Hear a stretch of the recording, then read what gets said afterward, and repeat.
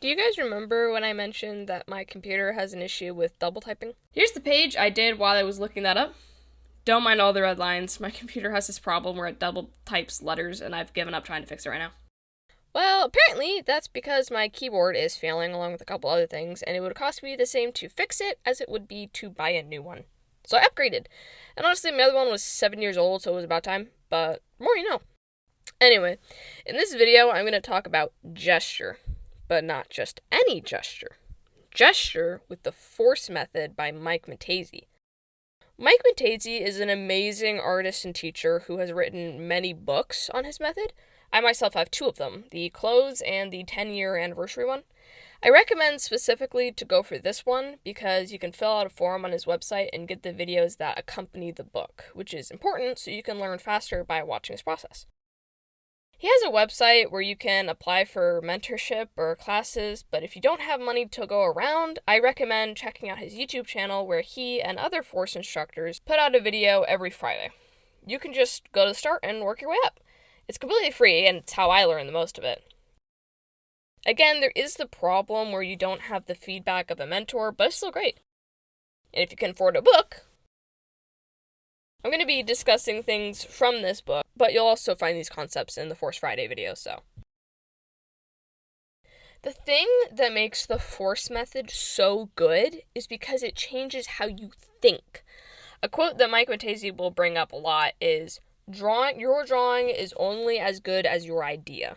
And to develop your idea and your opinion, you have to understand. This is one of the key concepts of the Force Method. Asking questions, trying to understand why something works.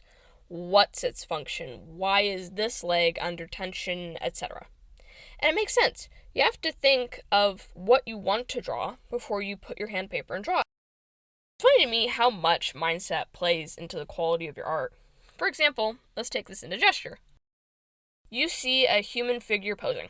You measure the distance of things. You draw plumb lines. You get everything accurate, but it still looks like something is missing. All in the mindset, my friend.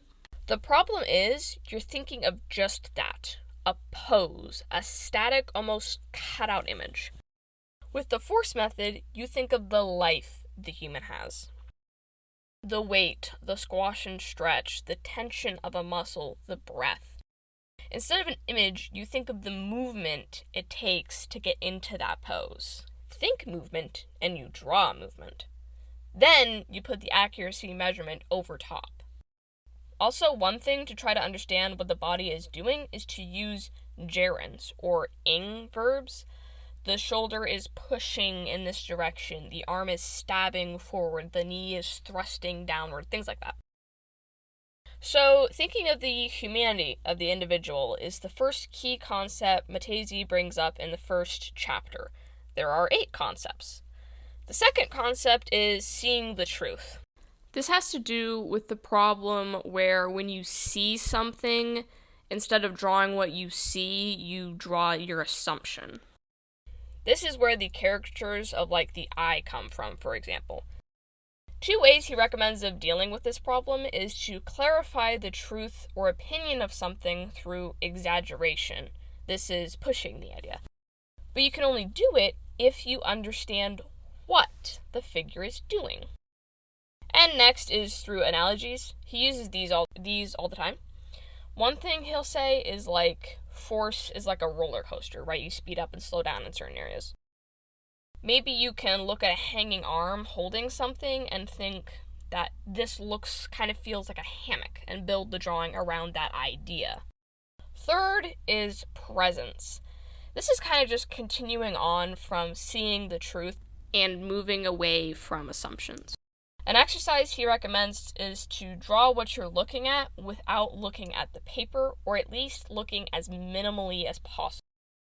This starts to sync up your eye to your mind, fixing your assumptions, and it also gets you drawing at the speed your mind is seeing it and internalizing it. Speed is another concept in art that just deserves a mention. Most people, when they're drawing, have a speed constant of either slow or fast. But here's a little tidbit. Your brain does not go through an image at the same speed throughout the entire thing. It'll go faster in some spots, like in low density areas where there's just not much there, and slower in other areas, such as high density of detail, for example. So you can try to reflect that through your drawing process. Draw faster in spots you don't really want to pay too much attention to, and slower in areas you do. You'll see this with masters if you watch their process sometimes. Cynics specifically talks about this in a video called Tempo, where he goes into this in more detail, so I do recommend checking that out. Fourth is to be passionate. Have fun, just go with the flow. Fifth is to not be afraid. Fear holds us back in art because we avoid risks in order to make something look good or pretty. But risk-taking is how we learn faster. So don't put those arms behind the back or the hands in the pockets. Draw them even if they're, quote, bad, unquote. By drawing them, you'll be able to pick up your mistakes much faster than if you don't draw them at all. Sixth is to use your internal dialogue for you. Use it to improve, not take you down. That's not to say that your frustration isn't valid. If you're angry because you're having a bad day at art, that's completely fine. Feel it, take a break, and walk away from your drawing if you need to, but just don't let it inflate into telling yourself you'll never be good. Art takes time. In fact, when I started out, I had all of these thoughts too. Earlier in my art journey, I felt like learning was just smacking my head on the desk until something clicked, just to feel like it actually didn't, and the cycle repeated. While I don't have that feeling as bad now, I'll still draw art that I don't feel as good in that moment and go, well, my brain's not it today, and either take a break or figure out why it's not it. Seventh is to ask questions. This is one of the biggest concepts I've taken away. It's like when you're in class, if you're confused, you ask the teacher to elaborate, hopefully they do, and you come away with an understanding. Or you're like me with math and you just go, yes, I get it. This is actually similar to many beginning art students. You're a little baby when you start out. You have absolutely no idea about anything. The only thing you got is determination and a desire to learn. So you take anything you hear and go, well, this is how I have to draw. I have to use the lumen method. I have to make the body out of circles. But then as you get more knowledge about art, you start to understand that these aren't needs. You ask, well, what's the actual purpose of this? And with that question firmly rooted, you do investigation and you find out that they were never meant to be do-all end-alls. They're just exercises to help you get better at something by breaking down a much more complex subject into something that's easier to understand. Now, when it comes to understanding something so you can explore in art, I'll bring up one last analogy before I move on. Say there's this machine in this building. Everyone in this building is taught how to clean and oil this machine so it runs smoothly. But some of these people don't take the time to break down all its parts because, well, they just really like oiling and maintenance, and that's all they need. But you want to become the best machine maintenance person in the world, so you take it apart, you study all the moving parts and how they interact with each other.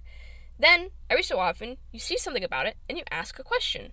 What if I add a gear here? What if I reroute this tubing over here? Will it be more efficient?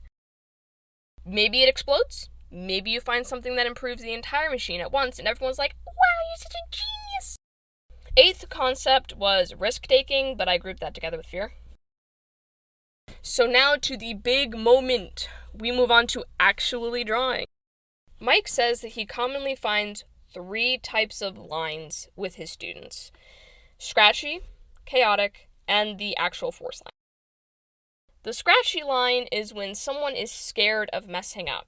Mike says to think of lines as thoughts, and when applying it to this type of line, it's just a lot of thoughts, kind of stopping and going. It's like, oh, maybe I'll do this, maybe I'll go in this direction, or should I actually maybe go somewhere else? You need to be clear. The chaotic line is when they move back and forth. Yes, they're faster and they're making a clean line in one clear swoop, but they're also going back up and then down. They're not clear where they want the line to go, like pick up or down. The best force line is clear, direct, and in one direction. You can hit that same line multiple times if you want, but always in the same direction. Also, you want to taper it at the beginning and then at the end, so it continues that flow.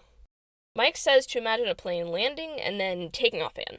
There's an ease in and an ease out.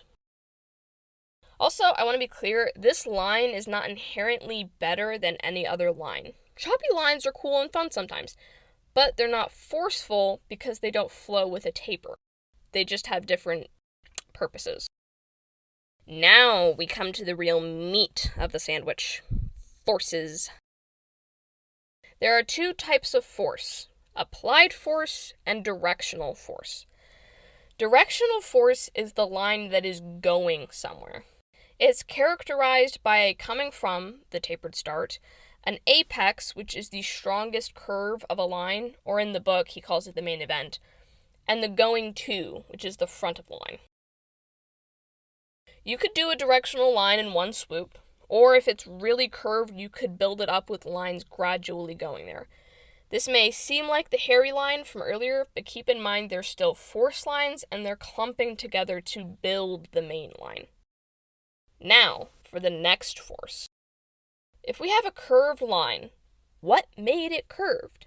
The answer is an invisible force called applied force. This could be gravity, it could be tension, it could be an outside separate force entirely pushing against something else. All that it is something applying pressure or force on that line to give it a curve. The stronger the applied force, the sharper the bend in directional lines. Also, quick thing, the apex of that directional line can be seen as something called the leading edge. The leading edge is an animation principle where some part of the body or an object leads that movement. So if we take a ball here and we want to move it in this direction, we see that applied force push the form inside and bend this part of it. So if we take this shoulder here and we want to bend the torso, this shoulder will lead the sideways bending action. If you're not sure what the leading part of an action is, do the movement yourself and then see what moves first. Alright, last terminology here. Rhythm. Rhythm is honestly really fun. It's composed of two directional forces and one applied force. Applied force, in this case, being like water dancing across the sides. Specifically, rhythm is when the directional force flips over to the other side, so you get like a loose S. You can control the speed of that rhythmic line by how wide or tight you bring them together. Mike likes to imagine a little person skating down a mountain. If it's wide, like this, you can feel how slow that would be. But if it's closer together, you'll be at the bottom of the mountain before that guy is. Okay, so I'm going to discuss one last thing before drawing some gesture and just letting you see what this process can look like. Mike has torso templates that are generally seen in specific scenarios. If you're bending, whether it be sideways, forwards, etc., you get a C torso. It's characterized by a stretch on one side and a squash on the other side. Sometimes this can be the stance of someone upright. An S torso is either a rhythm or a twist. If the torso is pushing forward, but the pelvis is pushing back, S torso. If your shoulder is pointing this way and your pelvis is pointed in the other, it's an S. Alright, so now I'm going to just draw some gestures in real-time speed, by the way, so you see absolutely the whole process.